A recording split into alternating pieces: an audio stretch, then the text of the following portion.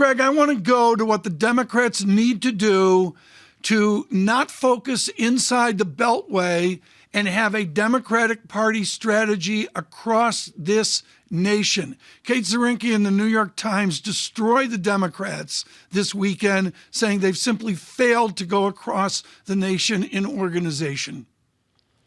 Yeah, you would think they'd be doing a lot better, Tom, on so many issues. I think that there is a need for something more unified. Maybe the abortion issue will finally get the party together. It's given them a catalyst. But you and she and her piece are right. There's a lack of unity and strategy. A single sentence in your note this morning on the governor of California.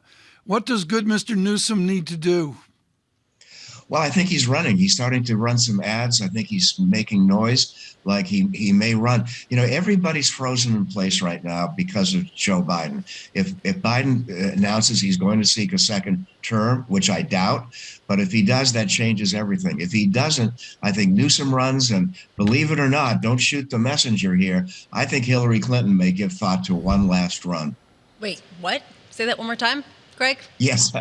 Sorry, I can't let that go.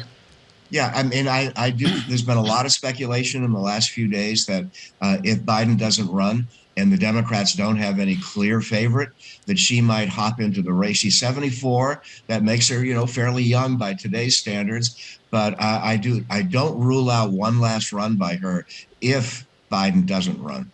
Well, there's a lot to go on that particular line of questioning, Greg, but I do want to go back to the task at hand for all legislators right now, which is trying to deal with inflation, which is the primary concern for a lot of investors, the social issues creeping up in terms of priorities for some voters. But is there any chance that this Congress could really take action in a material way from a legislative stance in terms of financing different kinds of programs or offsetting some of the inflationary pressures, given the lack of unity and given the polarization that you were just talking about? Logically, you would think the answer would be yes, they will.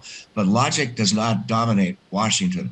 And I think that while there's a lot of talk about tariffs, a lot of talk about other programs that might help a little at the margin on inflation, I don't see it. Frankly, I think Ukraine is more important. And as long as this war continues, we're going to have high energy prices, high food prices. I think that's the bigger factor. So, Greg, if that does spur some sort of recession, where is the fiscal impulse to respond?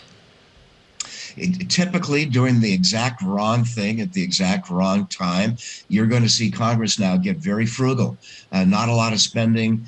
Republicans will take the House. They don't want to spend a lot of money. So just when you have monetary policy tightening, you're going to see fiscal policy tightening as well. Greg, frame it for me. A Sunday evening, the end of March 1968, Lyndon Baines Johnson, overwhelmed by Vietnam, among others, said, "I'm not going to run again." I was sitting on the couch. I remember it clear as a bell, a nation stunned. What is Biden waiting for, or does he have to wait for March of 2024? Well, the march that you refer to with LBJ occurs on November 8th. Here in the U.S., that's the election. And if the House flips, which I still think is likely, Senate is a tougher call now because of abortion, but that could slip as well. I think that would be the catalyst to push Biden out. Okay. It's not just his age; it's his polling numbers and the elections on November 8th. Greg, we've got to talk about the other ticket just briefly. That testimony yesterday. I want your view on this. Does that change the support that the former president gets, and does that open the door a little bit wider for the governor from Florida? John, June of the year 2022 will be remembered as the month that pretty much finished off Donald Trump. It's not just that he may get indicted. It's not just that he has lost some altitude in the party.